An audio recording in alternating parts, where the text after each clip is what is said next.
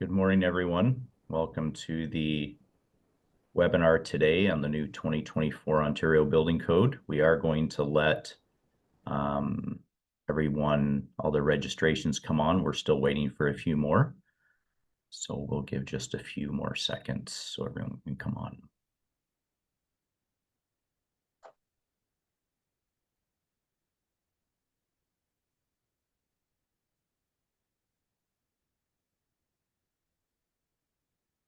All right, we'll commence the webinar for today. So welcome everybody to the online. This is a free webinar administered today by the Ontario Home Builders Association, the Ontario Building Officials Association, and ACRA. And we have our guests from the Ontario Municipal Affairs and Housing with us today. This is on the 2024 Ontario Building Code, sort of what's in and what's out. It is the session today is sponsored and supported by Enbridge. Couple housekeeping rules as you folks do come on today. This is a information webinar today. The intent is to give the industry a general overview of some of the changes to the Ontario Building Code. However, it is not a code training course. So what we're going to ask today is if you have questions, which there will be a lot of questions, please place the questions related to the code, the administration, technical details into the Q&A. Do not place them into the chat. What the associations will be doing and the ministry staff is we'll be gathering the questions and they'll be turning it into training courses. They'll be turning it into FAQs.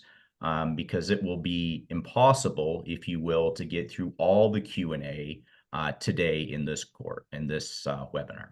So please put your questions in the Q&A. We'll compile that. The associations and the ministry will have access to it, and you will be seeing future presentations, future training opportunities move forward, and your questions will help build on that.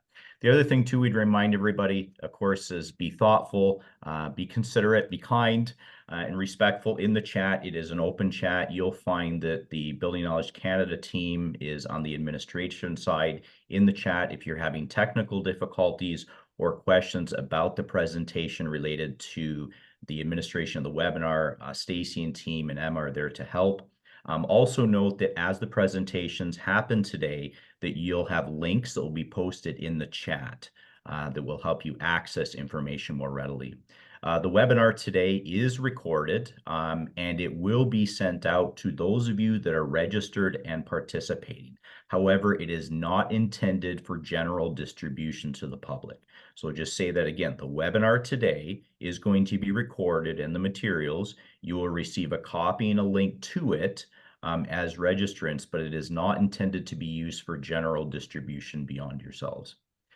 There is a survey as well, SurveyMonkey, that will go out as soon as the presentation is done.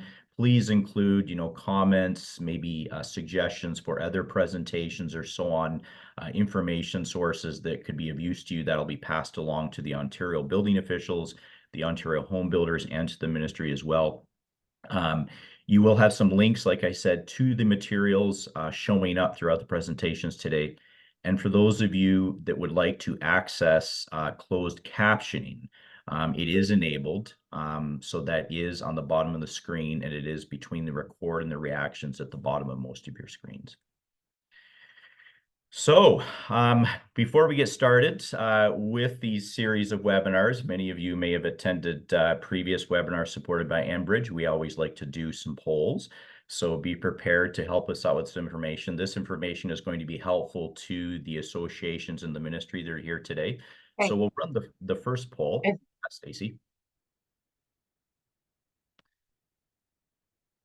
So the first one is, the question is, where are you from?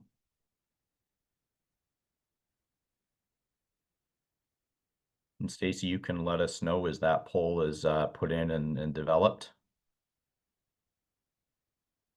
Stacy might be working on a small background issue. We have increasing the capacity limit, Andy. Okay. Uh-oh. Okay, hold on. I'm bringing them up now. Coming in now. Thanks. There we go. So there's the polls. So real quickly, I'm sure we're all used to this after 3 to 4 years of doing virtual meetings, but just give us a sense of where you're from. Take some time there.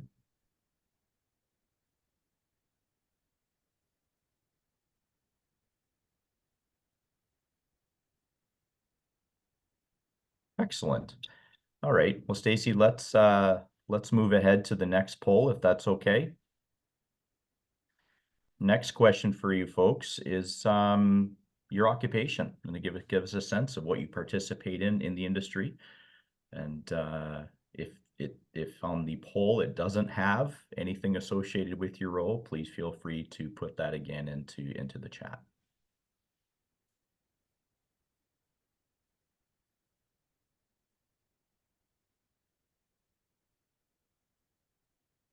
Like we have a number of architects, designers, builders, renovators, some developers, lots of construction staff.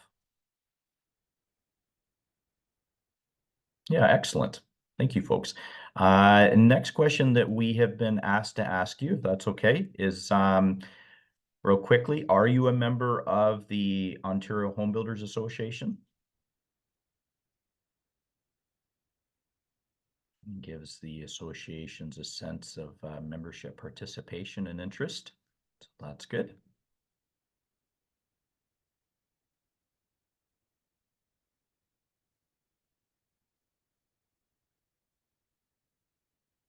And then the next one is the Ontario Building Officials Association.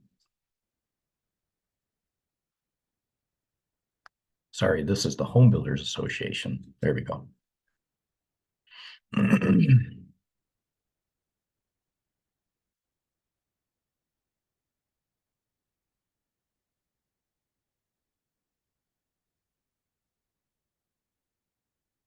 All right, very good. Thank you, folks.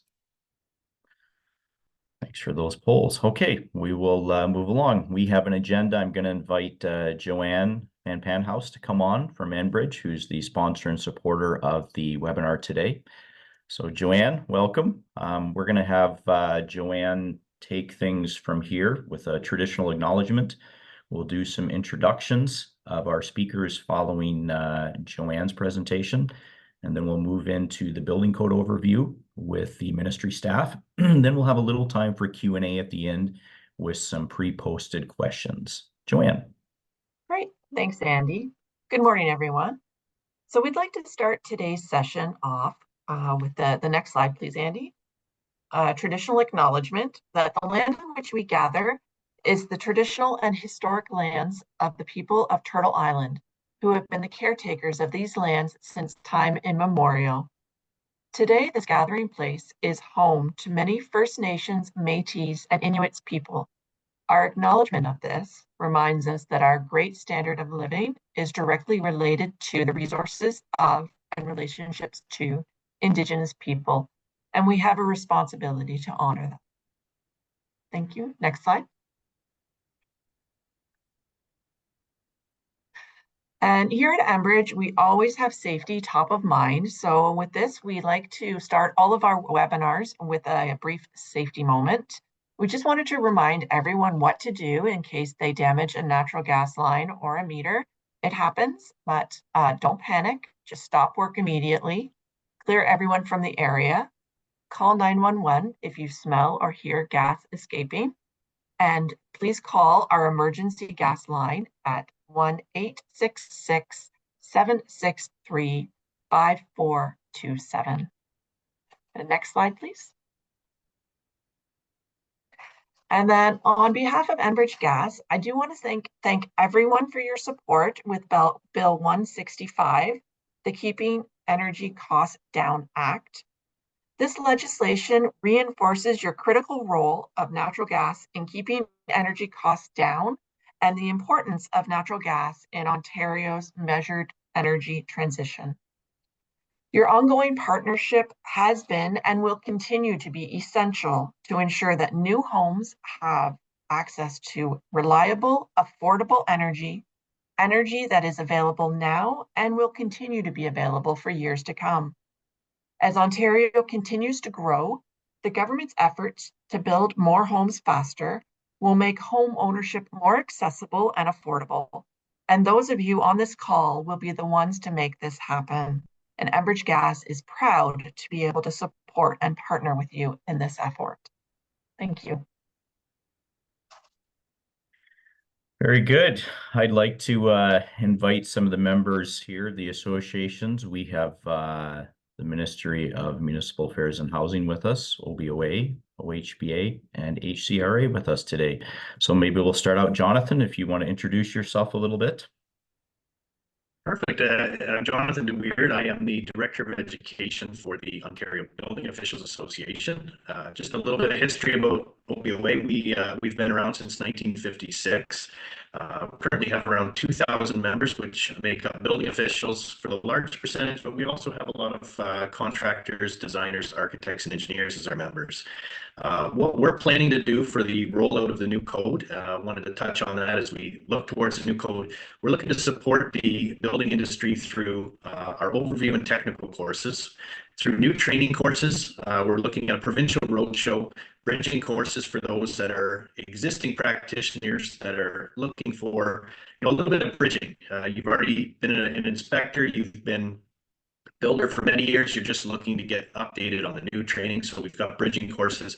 We're also working on some technical forms. We've got some forms, for instance, for the transition, as we're going to hear about today from the ministry.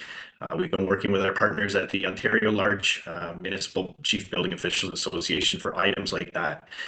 We have, as I mentioned, overview courses, which help people with their building code identification number, their BCIN examinations. And we also have a suite of technical training courses that we have geared towards our certification, certified building code officials and building code qualified. And those are just really good for continuing professional development, but as well to give a more in-depth understanding of the building code. So that's where the OBOA is. That's where we're here. We're here to help the industry as much as possible. And we look forward to working with all of our partners, including the ministry, in these ventures. So thanks, Andy, for the time. Yeah, thanks, Jonathan. Thanks for your help and support on this too. I imagine for yourself and others, the Q&A questions that come in today as they're moved on to you folks, that'll be a huge help in developing those training courses. So definitely looking for everybody's input and questions as we help navigate this monster of number of changes for sure. Good. Miyoko from the Ontario Home Builders Association, welcome. Hi there, my name's Miyoko Aikawa, and I'm the Ontario Home Builders Association's technical rep. We're the voice of 27 locals across Ontario, making up over 4,000 member companies. And my role is really to work with members on key issues related to technical files like the building code, and to bring together key stakeholders to work together to ensure the industry has consistency in code interpretation, compliance, and verification. As an association, we're very excited to have our new CEO, Scott Anderson, on board, and we're also going to be launching OHBA's new Ontario Building Code Hub. That'll be an online platform which will house member updates, education, events, and resources. And just to add, because I'm seeing a ton of messages flying through in the chat, we're working on the capacity issue, but just as a reminder, this is being recorded and it will be made available to everyone after. So for those that aren't able to get on, hopefully we can fix it, but if we can't, it will be accessible for everyone. So thanks so much. Thanks, Miyoko. Let's move on to HCRA. Saloni. Thank you, Andy. My name is Saloni Barach. I'm with the HCRA, the Home Construction Regulatory Authority. We are a provincial agency, independent body designated by the Government of Ontario to regulate and license all of the builders and the building companies who build and sell new homes in Ontario. One of the reasons why we're excited to be here today and partner with the industry experts and associations is that we've launched a research and education program to support builder and consumer education with an eye to promoting best practices and cost-effective techniques. And we want to ensure we're not going to get into the business of building out our own training arm or expertise. We want to make sure that we're amplifying all the great work and all of the opportunities that all 6,500 licensed builders in Ontario can avail of, whether they're a member of an association or not. So we look forward to continuing to amplify. And with that view, we've launched a resource hub today. It will have more content as we progress. As of now, there will be a section designated to 2024 OBC updates. The recording from today's session will be on there, as well as valuable training opportunities in the months to come, as we all review and analyze where there are opportunities for you to learn and get ready for this important transition. In the months to come, we also hope to launch other aspects of the Resource Hub that we are sure will be of value to you, whether it's specifically about radon or practical tips on the site, Construction 101, but once again with all of our partners to ensure that you're getting as much expertise at your fingertips. Very good. Thanks, Saloni, very much. So lots of good information. Love the launching of the Resource Hub. Those are things that will be very valuable to members.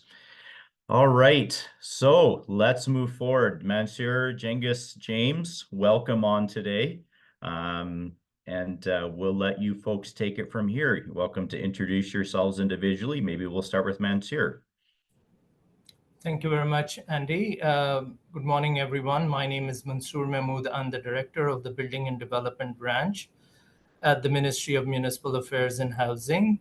My key responsibility is to ensure that Ontario's building code is up to date and new innovative requirements and policy directions and code requirements are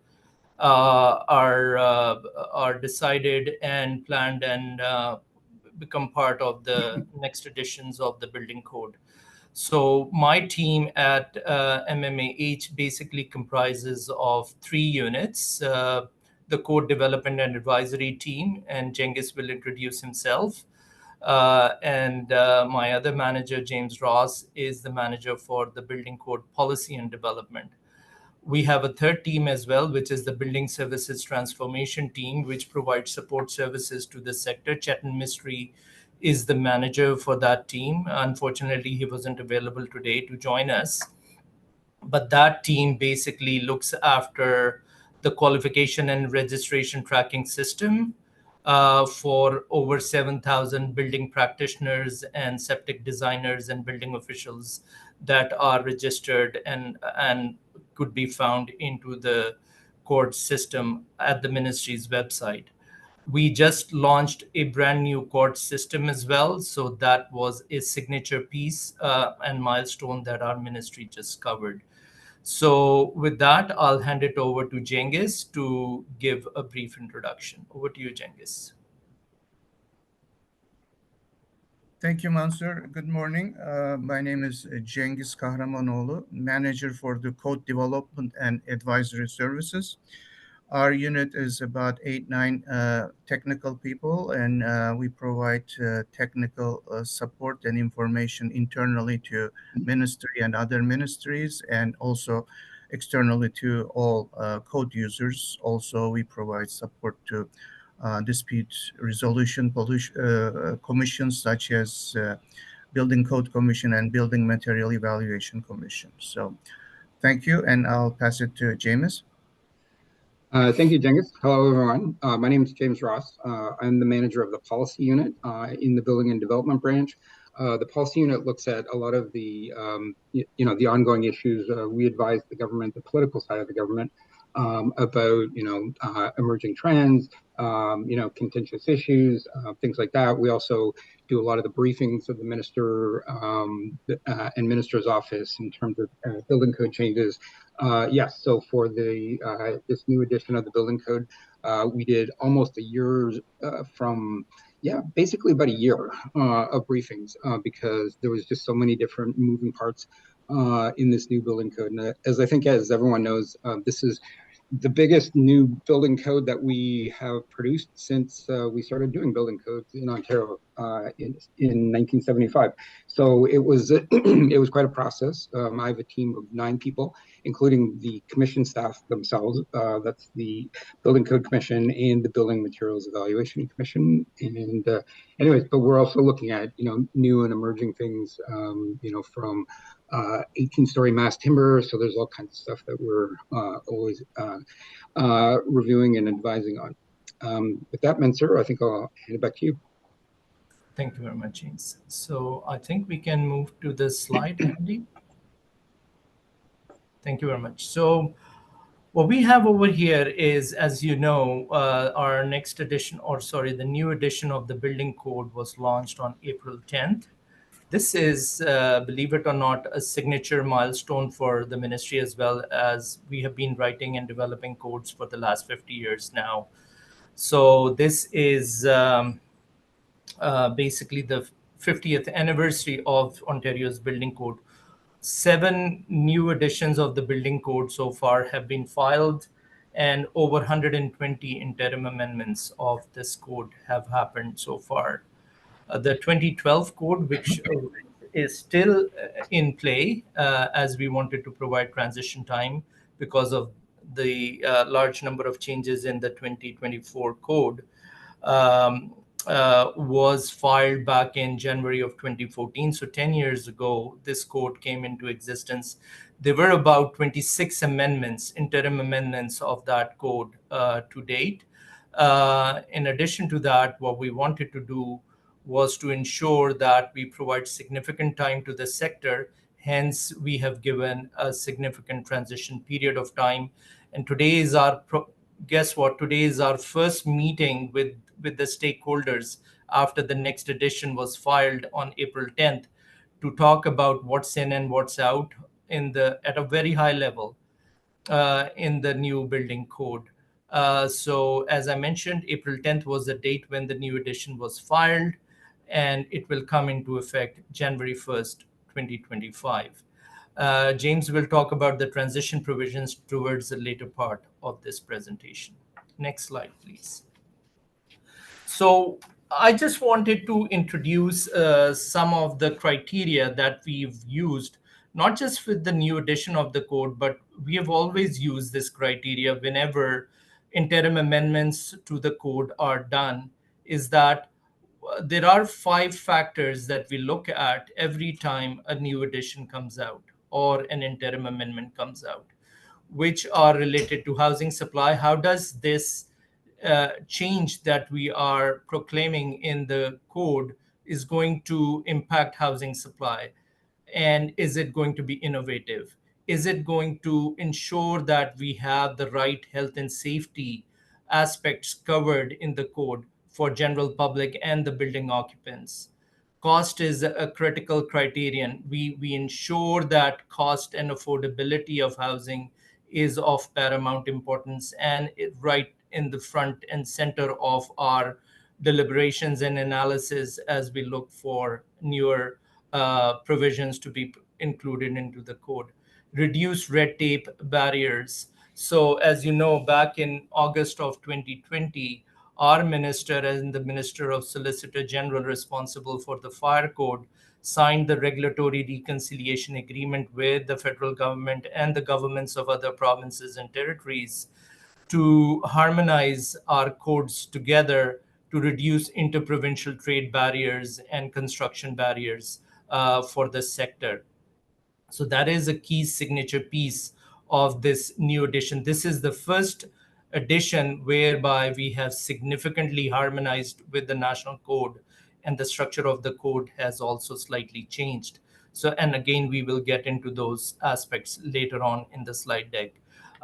Better building and better performing buildings was one of the key aspects that we also considered as part of our analysis to ensure that accessibility, updated accessibility requirements, reduced operating cost, and improved occupant comfort is there in the new edition of our building code.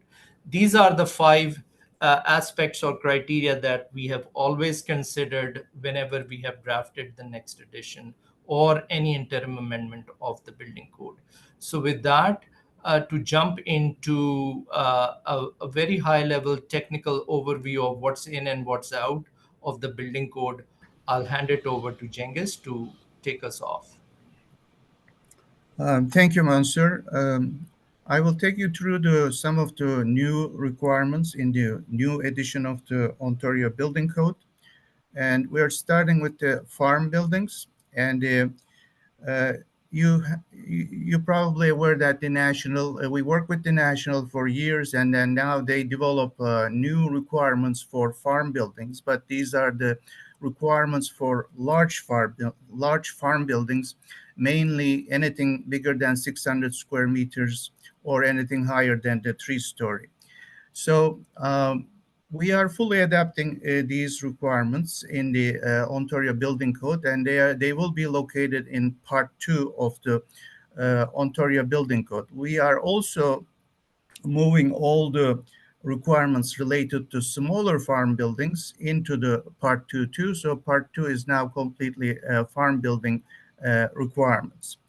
So what are these new requirements? In case of large farm buildings, the Part 2 now introduces actually a new occupancy, which is agricultural occupancy. It's called Group G. And there are 4 divisions, or in other words, 4 types of agricultural occupancies. First one is Division 1 is high hazard. Second one is agricultural occupancies in general. Third one is greenhouses. And the fourth one is agricultural occupancies with no human occupancy in it. So this is now a new framework in Part 2 for farm buildings, large farm buildings, I should say. Also, Part 2 does include new fire protection and occupant safety requirements, including like construction requirements relative to farm building size and occupancy type. And then furthermore, it has structural requirements and HVAC requirements. So I also said that we moved to small farm building requirements into the Part 2, and there isn't much change for small farm buildings. So one could still use the current methodologies in National Farm Building Code or our SB 11 supplementary standard. Only one difference is now that when you use these documents or the tables, you do need to use new updated climatic data in our supplementary standard SB1. So that's the only difference. That's the farm building part. Our next topic is septic systems, sewage systems.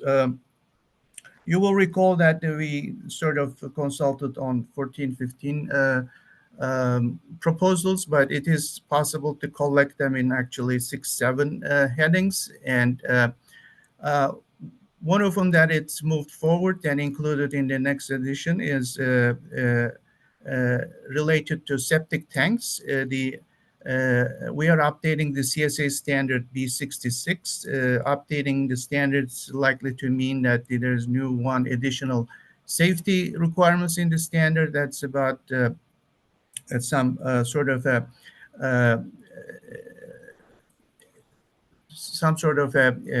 mesh requirements for the openings for the tanks bigger than the 8 inches, and some to avoid anybody would fall into it. So that's the new part of the standard that we are adapting. There was also a proposal related to filter beds. It's related to actually pipe locations, more specifically the pipe that near to the filter beds perimeter. So now it's been clarified that it needs to be basically 600 millimeter from the edge. And the other one is related to dispersal beds, and the proposal related to distinguishing the material used for mantle in type A dispersal beds. It moved forward, and it will be in the next edition of the new edition of the code too. The other thing is there was also some issue related to gray water systems trenches versus pits. So that will be also addressed through the explanatory appendix note. If we can move to the next slide, please. So our next topic is 2-unit houses and secondary units. In this case, we're actually substantially harmonizing with the national approach. And with, I am saying substantially, almost we're harmonizing with everything except one thing that is related to secondary unit size. National introduces a size limitation to secondary units. We did not adapt that requirement, so we don't have any limitations to the size relative to each other when there's a secondary or second unit in the house. So national approach actually brings a few other maybe advantages. So there's a more flexible, relaxed approach to the fire separations, and there is a permission to use lower ceiling heights and maybe use of swing type doors, and these things maybe can benefit, especially to less fire separation requirements. But at the same time, the return air circulation from one unit to the other will not going to be permitted. At the same time, we are also adapting the definition of the secondary suite from the national. That would mean that there will be no need actually to use the house definition that we have currently, so that will be removed. So our next topic is accessibility. That's related to part 3, and we consulted on a couple of items. They were all intended to improve accessibility requirements in Ontario. And we're actually moving forward with all of them. What will that mean? That will mean that in terms of, for example, entrance to the building, now in the new edition, all pedestrian entrances required to be accessible. That's the one of the major changes. And then the other ones, maybe wherever you have universal change rooms, then you will need to have a universal washroom too. There is a new requirements for the accessible water bottle filling stations, improvements to the accessible service counters, further improvements to the accessible signage, enhanced lighting. What else we have? And also a little bit clarification to where you need power door openers. So they're going to also be in the new edition of the Ontario Building Code. Next one is carbon monoxide detectors. There are a couple things happening related to the carbon monoxide detectors. One, where they are required, which occupancies they are required, it's expanding, new occupancies are added. And secondly, within the residential, where it's required is also expanded. So in the new code, carbon monoxide alarms will also be required in care occupancies, same as the residential occupancies, and also in certain locations of some other commercial other occupancies will also require carbon monoxide alarm systems if they have the fuel-fired appliances. With respect to residential buildings, the general approach conceptually until now was that if the fuel-fired appliance exists and if there's an adjacent residential unit, then you would have required to have a carbon monoxide alarm. So the concept was being adjacent. Now in the new requirements, the expansion is not only being adjacent to the fuel-fired unit. If you're adjacent to the fuel-fired unit flue pipes, then you are also required to have carbon monoxide detectors. And also You may not be adjacent, but if the fuel-fired appliance is serving to a certain spaces, those spaces will also require to have carbon monoxide detectors. So that's the changes related to carbon monoxide alarm systems, actually, sorry. And our next topic is radon. And in case of a radon, we are also adapting the national's proactive approach. So the slab and the pipes underneath the slab will be required in the new edition of the building code. So drop-in radon prevention readiness will be required across Ontario in all houses. And obviously, in relation to that requirement, our SP9, which is supplementary standard for the radon prevention measures, it has been redrafted, revised according to those requirements. Now it's going to have examples of the rough-in piping system. So the requirement is only the rough-in and with the cap. So it doesn't require any neither passive or active exhaust system. It's only the rough-in. And SP9 will give some examples of it.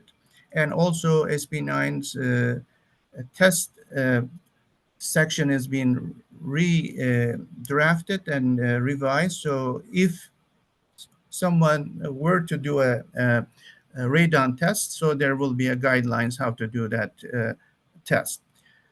So that's basically the radon prevention related changes. If we can go to the next slide, please.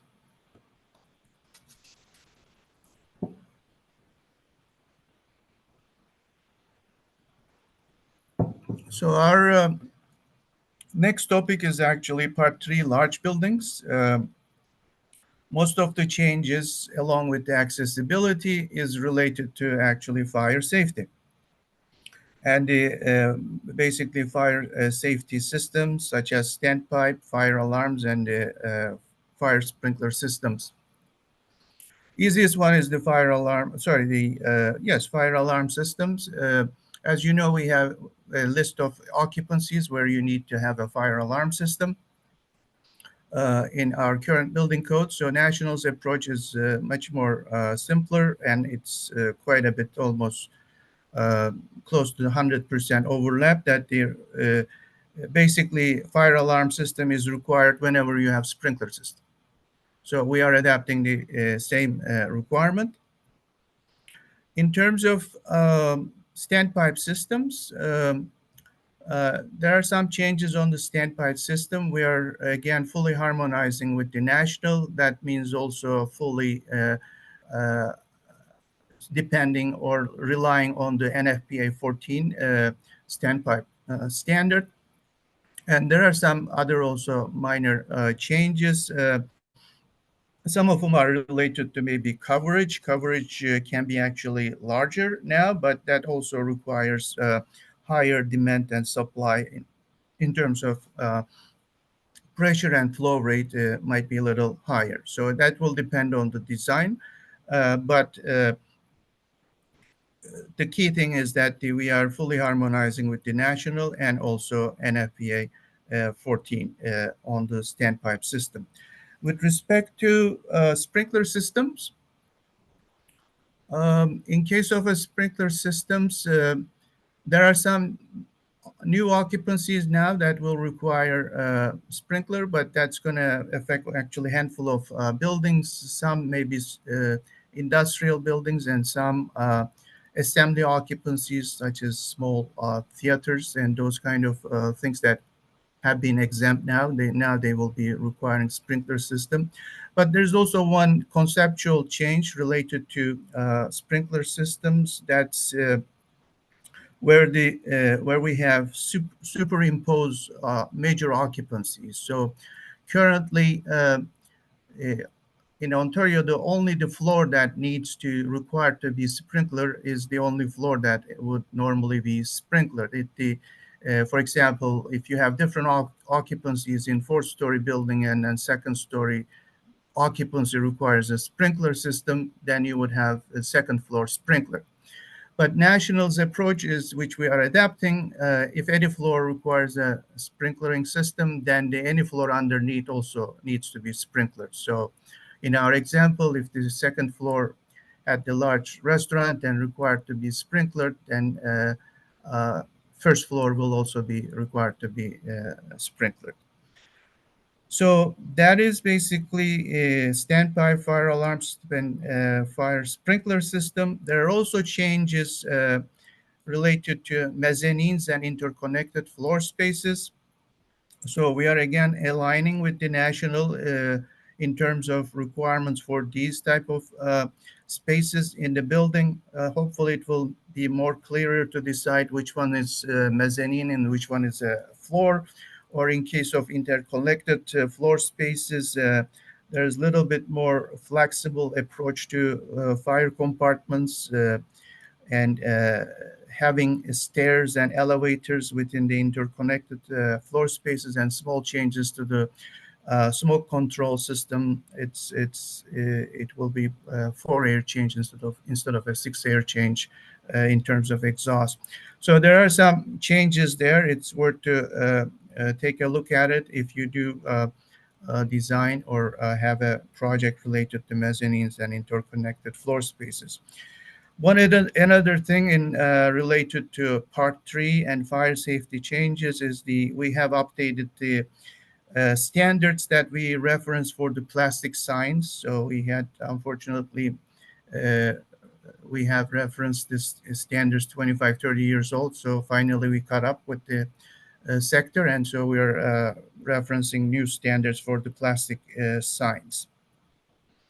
And the last change related to fire safety is and related to actually large buildings is about the exterior cladding, more specifically exterior certain combustible claddings. So we have an article, you will recall that we have combustible components and combustible cladding in all one article. It's a long and complex and confusing article. So first of all, format-wise, we are separating those two. We will have, like National, we are harmonizing with the National, one for combustible components, one for combustible cladding. And there's a further change to the combustible cladding, and we're also harmonizing with the National's approach that the certain combustible cladding material can be used for buildings higher than the 6th story, provided that the building is sprinklered and also provided that the cladding is tested the ULC standard, ULC fire test standard. I believe it's S134. So if those are the case, then certain combustible claddings will be permitted for buildings higher than 6th story. So that's about the exterior cladding and large buildings. In terms of fire safety, maybe we can go to the next slide, please. Yeah, Cengiz, we will. I just want to take a quick note, folks. You'll notice in the chat very quickly that we have unfortunately encountered some administrative issues on Zoom. We will be making the recording available to everyone that registered, and then the associations will be posting access to the webinar to the members as soon as possible. I do want to encourage everybody, though, good questions in the Q&A. I think Mansoor and James and Cengiz, you probably have been able to see some of those questions in the Q&A. Those are really good questions. Keep them coming. Please don't put the code questions in the chat. The other thing, too, is I just want to remind folks, some of the participants in the chat, to be respectful of each other. Comments, opinions, things like that. We do reserve the right to actually pull from the chat if things get a little too much. So let's be respectful of each other over in the chat. Anyways, thank you, Cengiz. We'll keep moving on there. Thank you, Andy. Our next topic is, excuse me, structural design. Again, in general, the structural changes are basically fully harmonizing with the national building code, and also basically, again, catching up with the science and advancements in this structural area. So there are some changes to the earthquake design and the new more advanced and user-friendly methodologies and the uh, applicable associated seismic loads are in the new edition of the building code. So seismic loads have been updated, and also how you get that information is also being different in the new edition. So there will be a web-based seismic data tool, so which you could go there and put your area code or address, and then you could get exactly your location's seismic loads. So that's going to be the part of the new edition. Instead of currently, you go through the tables and find some values and then try to use them. So it is a new web-based tool. Is much more user-friendly in that respect. So there are also some more like a procedural changes for example, importance categories.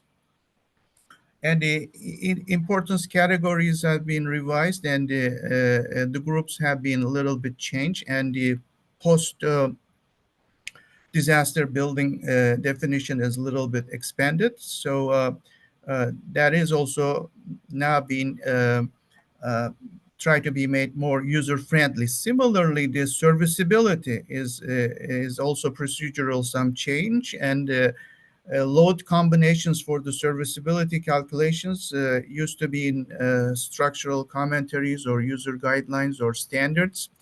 Now they're all moved into the part 4 in the body of the code, so it's going to be hopefully easier to have everything in one place.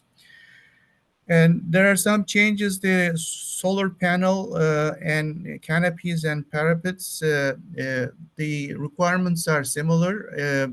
For currently, we are basically relying on professional engineers to do calculations, how these things affect the wind and snow loads on the building. Now, in the new edition, actually, there are requirements how you calculate these loads and how the snow and the wind is affected when you have the solar, or the load on the building is affected when you have the solar panel, canopies, and parapets. So it's more like a guidelines and guidance than the requirements. So it will be actually hopefully helpful to do better designs. There's one more change related to part 4, structural design, related to storage racks. These are the racks that you would see in Home Depot or large retail stores or Costco. And until now, the code only sort of address how they are connected to the building. But now it expands, and it's designed, their design, and their designs should include the part 4 loads. And it's so requirements related to design of storage racks is being expanded in the new edition of the building code. If we can go to the next slide, please.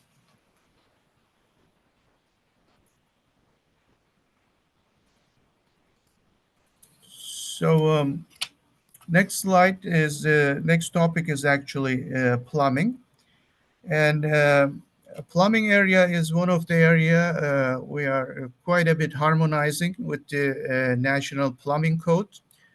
We're not referencing the National Plumbing Code, but an entire National Plumbing Code is becoming part 7 of the Ontario Building Code.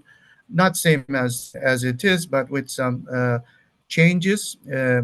Are many of the requirements still going to be there, but some of the changes are, for example, in terms of terminology, we're going with the most of the national's terminology, so we will have more uniform terminology used in the Part 7 of the building code. So, for example, one of them is, we keep saying everywhere pipe size, and it's the nominal pipe size is going to be the new term, and it's going to be used all over the places.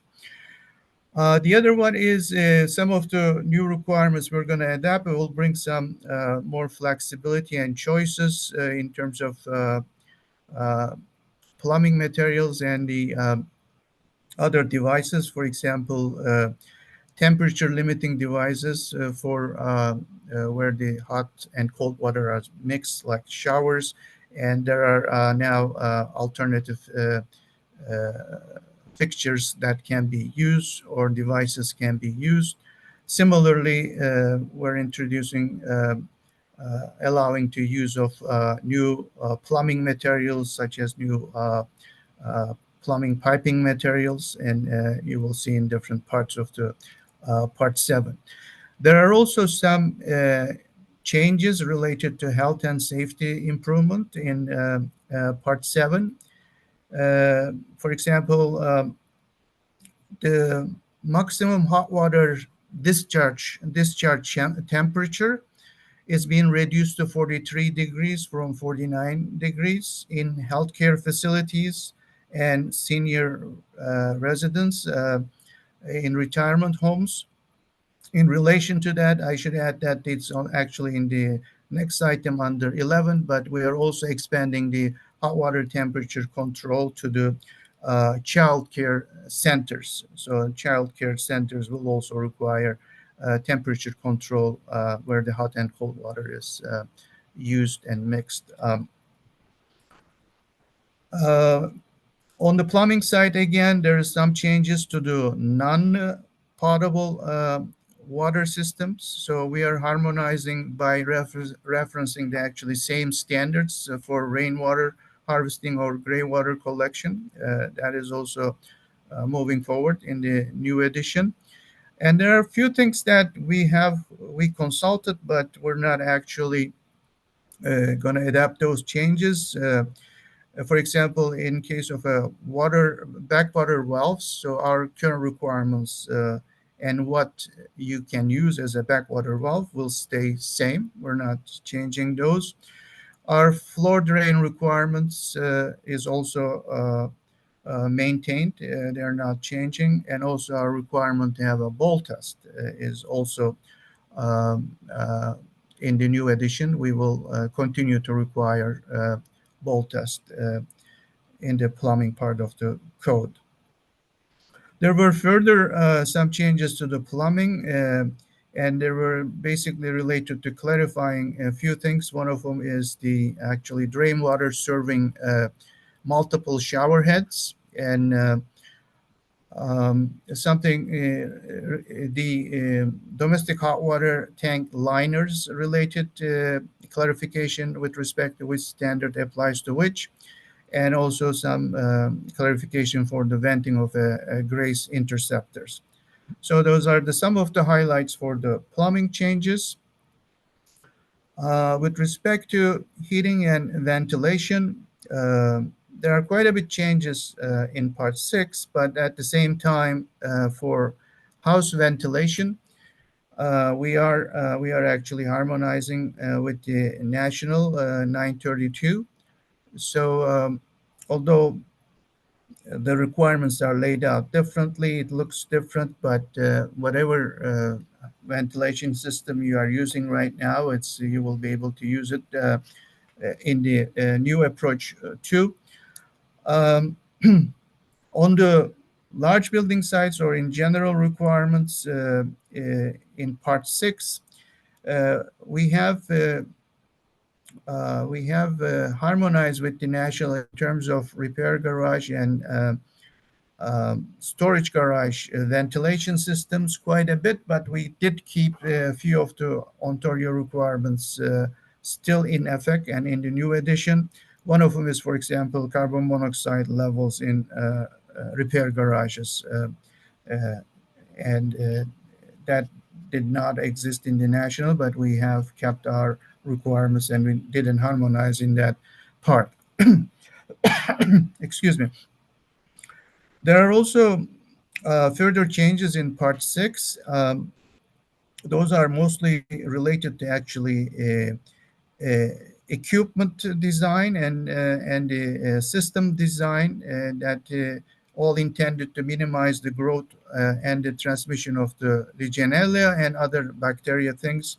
And it's like further requirements on the drip pans and so the things to avoid water collections and staying there as a collected and to ensure that they are drained and they don't actually create bacteria, or the material used for those equipment that is not prone to produce bacteria. So the changes are mainly related to those things. There's also further, again, safety requirements. The exposed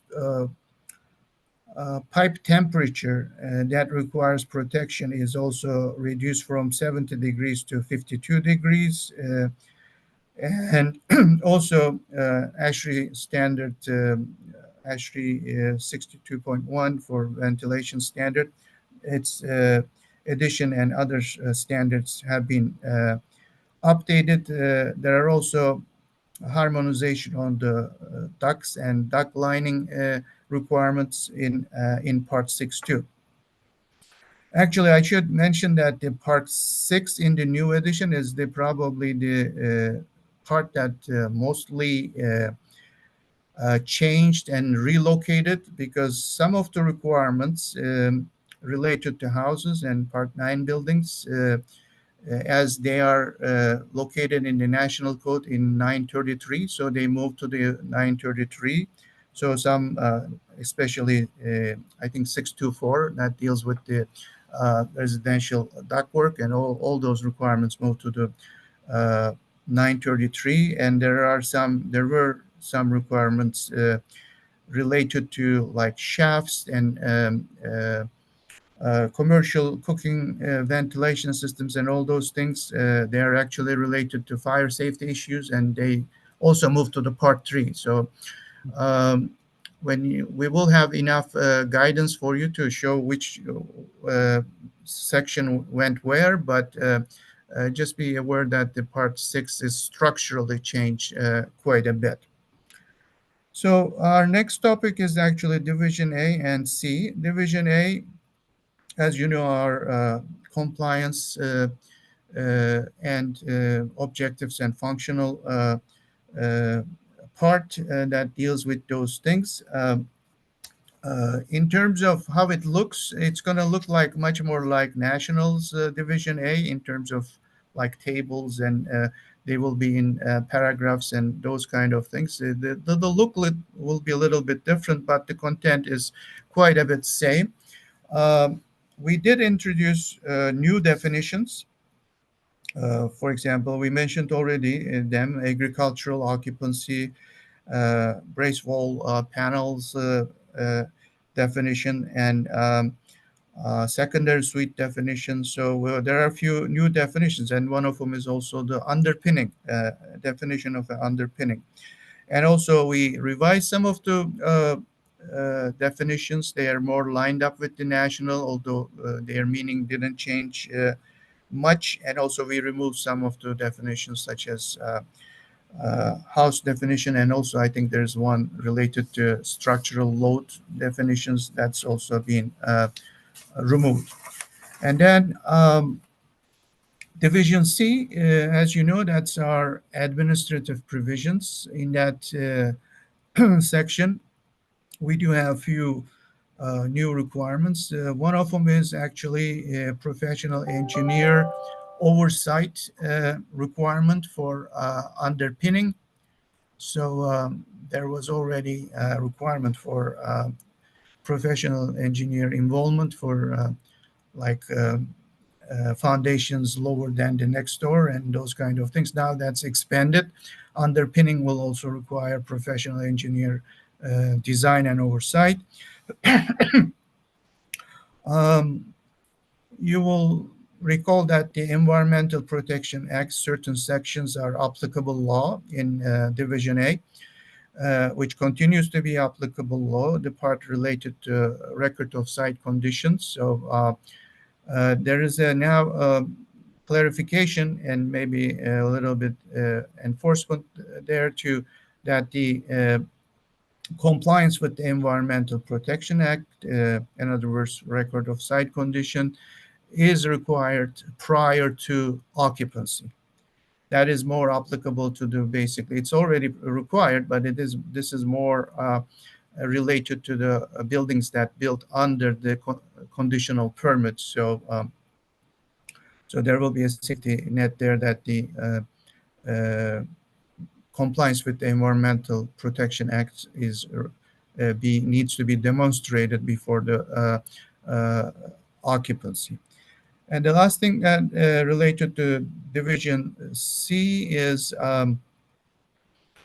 one clarification related to demolition permits. So now it's been clarified that the demolition permit is not required for the farm buildings on the farm site, but all the other buildings, other than the farm buildings, even they're on the farm land, they would require a demolition permit. So that's the things clarified in Division C and the new requirements. I think we can go to the next one. And I think this is the one, I think, James, I'm passing to you. Thank you, Cengiz. And again, hello, everyone. In the interest of time, I think I have about 4 or 5 slides, so I will try and, so we can get to some questions at the end. I will walk folks through these slides fairly quickly. So yeah, we consulted. So a lot of this next edition was about further alignment harmonization with the National Building Code. So we consulted on probably 2,000 requirements, technical requirements that would brought us into greater alignment. I think the final number that we actually harmonized with was about 1,700 plus. But there was also another 300 or 400 Ontario-specific requirements. So I think the final total was 2,500 things that we consulted on. So yes, this was a very big undertaking. So not everything made it across the goal line in terms of some of the stuff that we consulted on. So this slide basically covers the things that, this is the what's out part of this presentation. Cengiz just covered all the what's in. So the things that are not proceeding, although we consulted on them, was National had put together a new care occupancy called B4, which again, we have a similar thing in the Ontario's building code, which we call B3 Light, which is care occupancies, but for more home-like setting. And so National had this, but again, the direction there was not to proceed. We may still revisit this in the future, but at this time we're not including the B4. The guard requirements, we're going to maintain the status quo on what we've had in the guard requirements. We are probably going to enhance the appendix notes so that we can add a little bit more clarity and hopefully flexibility about guard designs for Ontario. So energy efficiency. So I think, as everyone knows, this was National had developed a tiered energy system for large buildings and for houses. And we had consulted on moving to tier 1 for large buildings and tier 3 for houses. Again, though, the direction here was not to make that switch. So that means that we are going to maintain our current SB 10 with the option for ASHRAE and SB 12 for houses. And tornado resiliency of houses. So I think everyone also recalls that there was a tornado recently, Barrie, Ottawa. So the city of Barrie took it upon themselves to put together a suite of code changes that would looked at all the, because everyone always talks about hurricane clips, but we've always said, well, there's a lot more load connections of houses that you need to examine just than the, how you tie down the roof to the walls. So Barrie went away and developed a whole suite of proposals, which they sent to us. We did consult on, but again, we got direction not to proceed on those requirements. But this is something that the National Building Code has definitely got on their radar for study. So it could be something down the road, but we will at this point, we're not making the changes on the tornado resiliency. And so there was some septic changes. Cengiz talked about some of the septic changes that made it in, but there was a number that did not. There was chamber systems, which is there's a lower profile chamber system. So instead of the arc like this, it's more like this. And there was also with chamber systems, the proposal to remove the distribution pipe. So the chamber system proposals also are not included. And there was also consulted on was a new leaching bed type, which is called a combined treatment and dispersal system. And again, that one, we did have a technical advisory committee actually for all the Part 8 changes. And again, we were at that TAC and through further discussion, it was decided not to proceed on the combined treatment and dispersal systems. So I think we can move to the next slide. So the next couple of slides talk about the whole transition. And so we have put in place a transition period. So as Mansour mentioned at the beginning, the new code was filed on April 10th. However, it does not come into effect until January 1st of 2025. So this means that for the next 8.5 months, well, we're almost into May, next 8 months, we will continue to use the 2012 code. And then we will have a 3-month further extension of transition where, so as of January, you can use the 2024 building code, but you can also continue to use the 2012 building code as long as you can demonstrate that your application, your working drawings, etc., were substantially complete under the 2012 code. And you need to demonstrate that before December 31st in order to qualify for continuing to use the 2012 building code. The next slide actually covers a lot of sort of the key dates, which is, I think, hopefully a good takeaway. It's important to note that during this transition period, there's only going to be one version of the building code that would apply to a project at a time. So if you start your thing and then, because the new 2024 code comes in, you're not going to have to switch over. So from the time you get your permit to inspections to all the way through to occupancy of the building, it's only going to be one version of the building code that will apply throughout the life of a project. Next slide, please. Okay, so this is what I was mentioning. So these are the key dates. So April 10th, again, we filed the building code. January 1st, comes into effect. March 31st is the last day to use the 2012 code. If you've your drawings are substantially complete. And then from April 1st, 2025 onwards, it's only going to be the 2024 building code. And so we've put together a little bit of a table there below, just again as a takeaway. And I think I've covered the contents of the table. Next slide, please. So, our whole transition plan really has two components. One is providing enough adequate time to get everybody prepared and ready for to use the 2024 code. But the other part of it, the other component of the transition is training and capacity building. And what we are working with all of our industry partners, including OBOA, OHBA, ResCon, you name it, everybody on this call wants to, and also Building Knowledge, and Enbridge also wants to do training. So we are happy to work with any and all stakeholder partners on the training. The ministry does have its own training rollout that we've planned, and it will have kind of more general things on, hey, what happened in Part 7 plumbing, but it's also going to have like deep dive kind of training things for farm buildings, because that's a brand new area of the building code. And of course, we've done a lot of changes to sprinkler fire alarm systems, so there'll also be focused training on ventilation. And we've had many requests for specific training on secondary suites. And we will be providing more detail, likely through a code news, on the training rollout that we're planning. Next slide, please. So I think probably a lot of people have already gone to e-laws and seen that what was once Ontario's longest regulation, the building code, has now been boiled down to just one page. So this is kind of like a lawyer thing.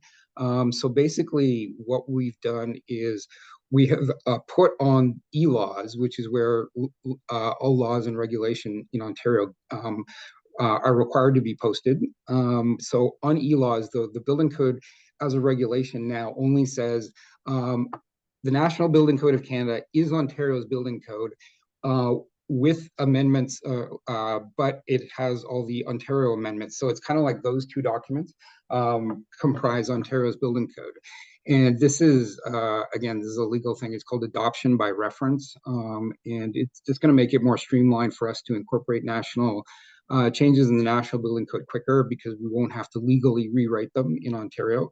But obviously, having two different documents is not very user-friendly. So I want to assure everybody that we are working on the compendium version, which is going to be, the volume 1, volume 2, which consolidates the National Building Code provisions and the things in the Ontario amendments. So it's going to look almost identical to the way the 2012 building code looks. It's going to have the same look and feel for code users. So, because a lot of our initial questions that we've been receiving is, hey, what's up with this one-page building code?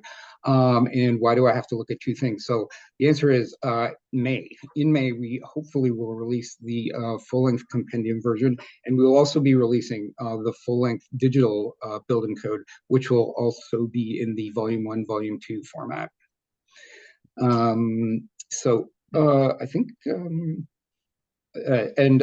this slide also has links for, so you can see the e-laws, one-page building code regulation, the Ontario Amendment document, and also it'll take you to the National Building Code.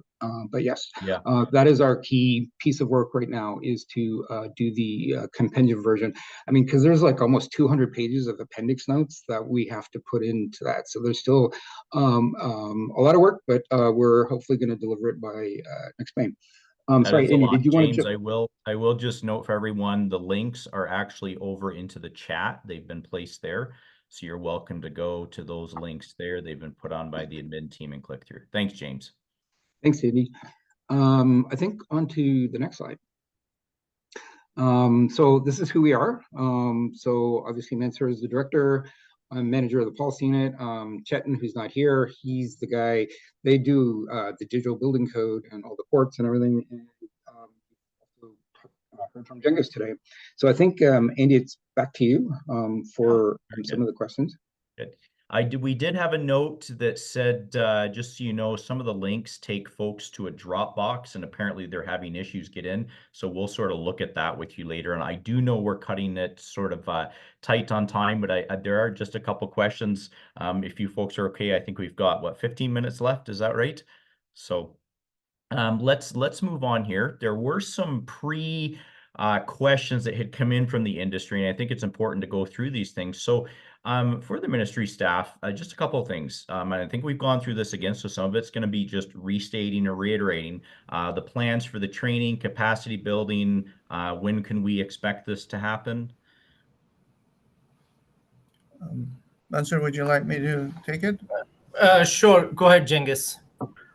Thank you, Andy, and thank you, Mansour. So training and the capacity building is coming. As James also mentioned, our immediate right now for the weeks ahead of us is our priority is to get the compendium out, so that you get the code that it feels and reads the same way that you are using your current code, so it's easy to see what the changes are. And then we are actually sort of finalizing our capacity building strategy in terms of budgeting and determining what we need is and allocate those things right now.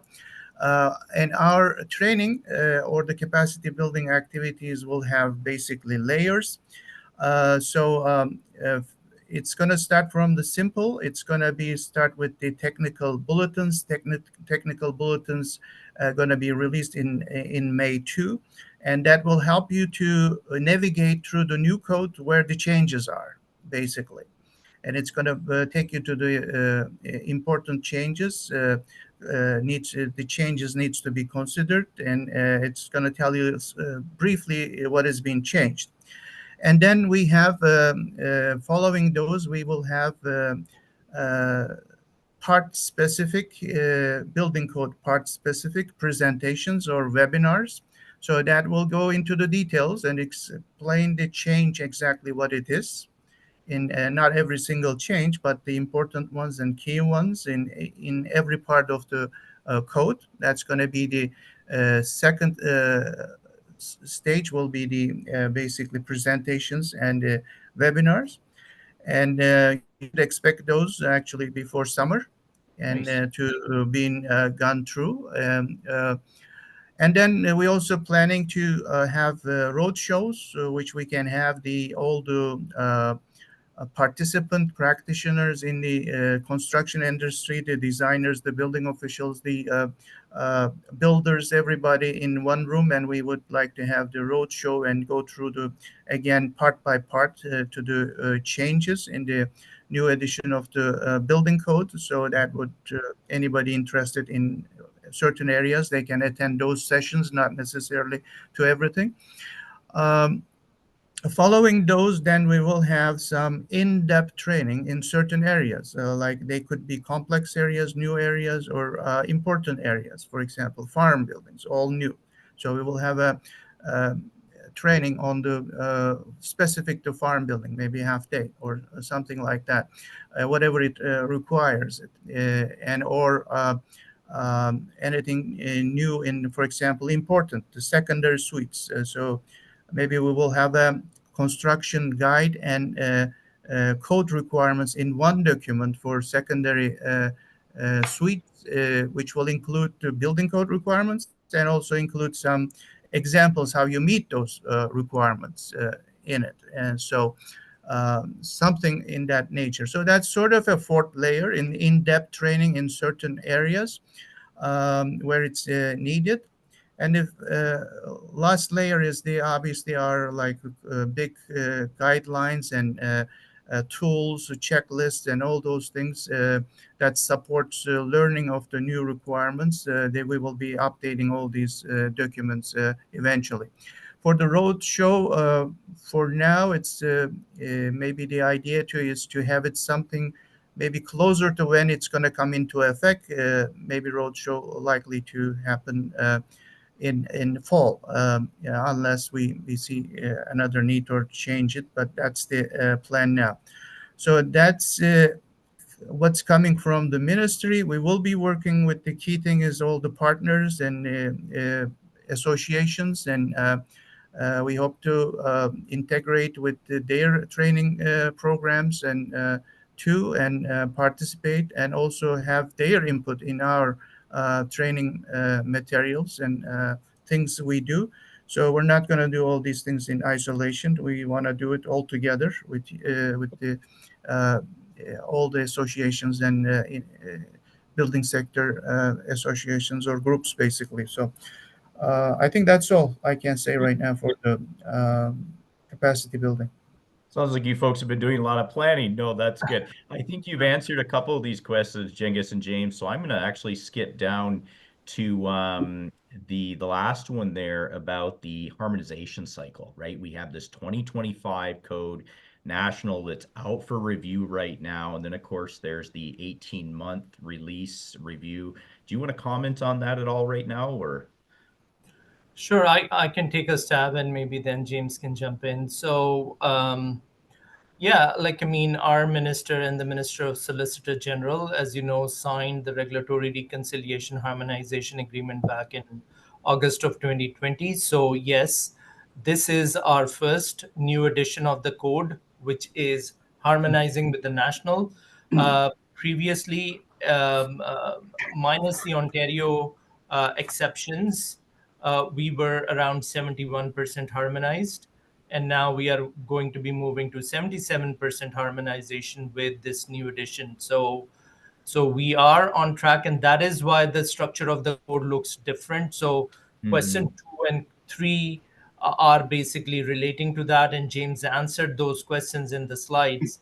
So yes, the next cycle is, as per the agreement, is 18 months. But what we have done, Andy, is that as the national comes out for their 2025 code public review requirements for different aspects of the 2025 code, we have already started acclimatizing the sector by sending out the links to national participation for public review, so that, I mean, we give the sector as much of time as possible to look at those, so that we understand that 18 months would be a very tight timeline later on once the national has filed the 2025 code. But we want a head start and giving the sector that opportunity by sending out code news, by sending out links to the national to participate and provide their comments into national. So we are trying our level best, Andy, to help the sector understand this ahead of time and not being squished at the end towards those 18 months period. Thanks, Mansoor, very much. No, I know that answers a lot of questions and helps us to understand too. I think the message is we need to follow up on those messages. We need to look and see what's being posted as associations as well. And thanks for your guidance on that.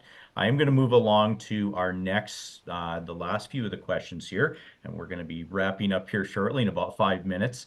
So projects, clearly indicating which version of the code they're submitting for permit under to ensure consistency, review, and approval. Again, James, I know you went over this a little bit, but just for some of the association's sake, do you want to just comment on that again and remind us?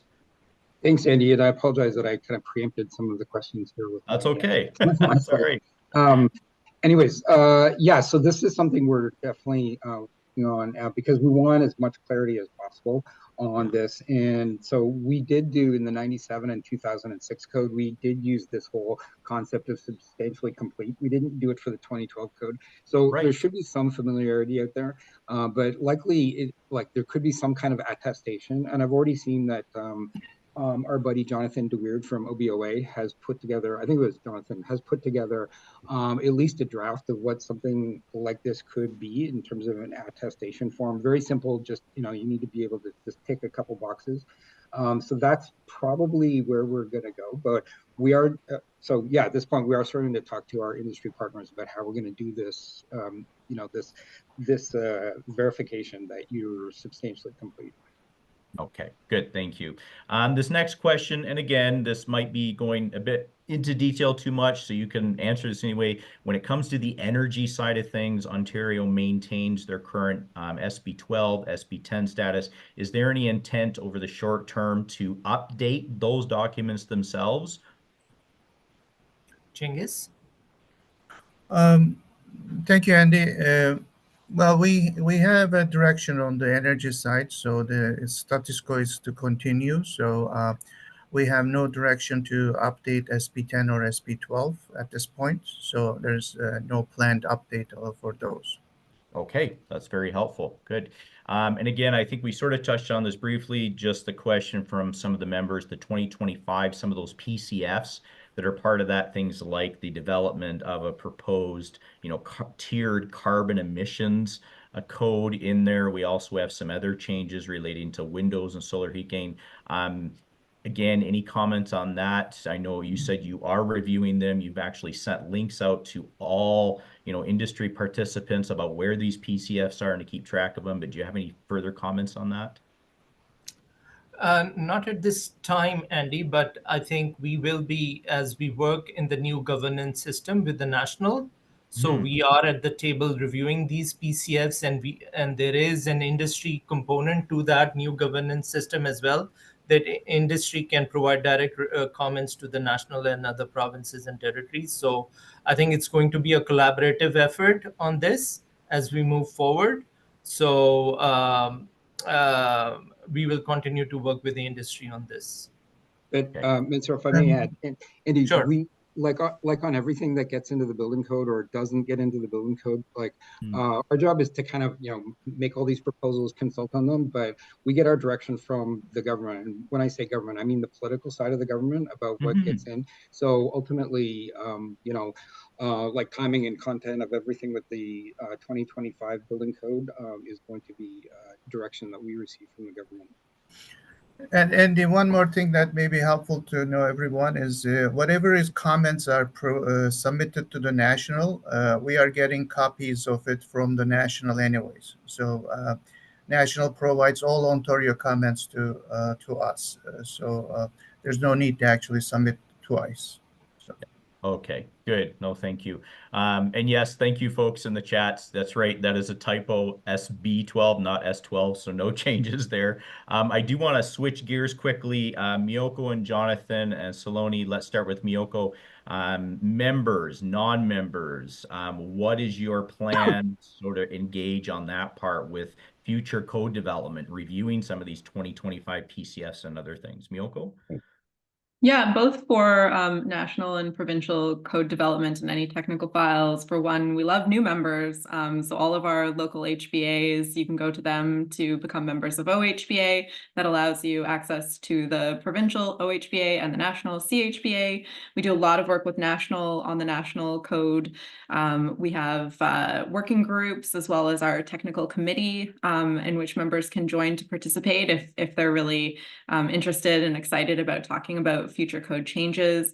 We do a lot of other additional stakeholder engagement, working really closely with OBOA in terms of interpretation and compliance and verification, as said. We're very excited for the work that Saloni is doing to compile research and other opportunities to share knowledge. So there's lots within OHBA that members and non-members are able to participate in, including information sessions and webinars. Yeah, thanks, Miyoko. The OHBA technical group has always been a nice group, and you learn so much there, and you see lots of associations. Jonathan, on the OBOA side. Yeah, thanks, Andy. On the OBOA side, we've got lots of good opportunities for our members. Again, like Miyoko, we would love to plug membership for everyone. To be a member of OBOA, we have a building code advisory service that helps with interpretation questions. Again, that's exclusive to our members.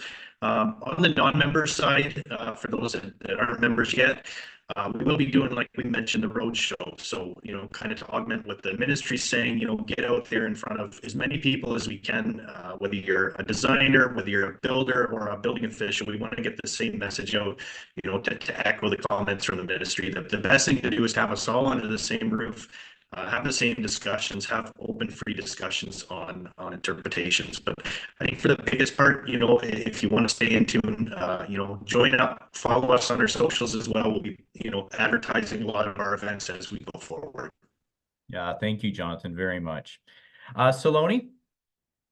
Thanks, Andy. To echo what Miyoko and Jonathan spoke about, I mean, we're here because we welcome and enjoy a very positive relationship with the membership associations in our industry, both OHBA and OBOA. That being said, as the regulator, we know that there are licensed builders that are not members. And so in addition to partnering and making sure that the information and the great technical discussions that take place at the association levels are also passed forward, and we hope to partner on some of the road shows. We also hope that we'll be engaged with MMH directly to ensure that all licensed builders get the same level of information if you are interested in engaging on building code development discussions. Feel free to reach out to me directly for further questions on that. Thank you, Saloni, very much. That's excellent. So, folks, we are at time. Thank you for some of the Q&A. Miyoko, Saloni, Jonathan, shall we take those Q&A questions? We'll get those to you as the associations and HCRA. We'll get them to the ministry staff. They're good questions. It'll start to form again your FAQs and your training. So that's very good. Again, today is just an information type session. I do want to thank our ministry staff though in particular. like they said, and I'm going to reiterate, this is a historical change to the largest provincial building code in the history of Canada. And this is no small task. Even though things like energy and other things may have been changed, in the meantime, there's a tremendous amount of other change happening, and I'm sure more to happen in the future on the energy side as well too. I just want to note for the presenters and the associations, there's a lot of folks in the chat saying thank you, and they do appreciate your help. I do want to say, just as Building Knowledge and Enbridge, our apologies for the Zoom. We actually had a Zoom opening of 3,000 on these webinars, and for some reason, our friends at Zoom decided to limit us to 1,000. So we're going to be talking with Enbridge and the association on how to get this webinar out to folks and possibly do some more. We'll wrap things up, and thank you folks for your attendance today. And thank you for joining us. And keep in mind, there are going to be some other presentations coming yet to be further sort of put together. But the idea with the associations and the participants is maybe some more detailed presentations on some of the things like soil gas, radon mitigation, and structural changes. So again, thank you all for attending today. Jonathan, Miyoko, Saloni, thank you very much for joining us today. Thank you. And Thanks, Mansur, Cengiz, and James, thank you as well. Thank you very much. Thanks for having us. You folks have a good afternoon.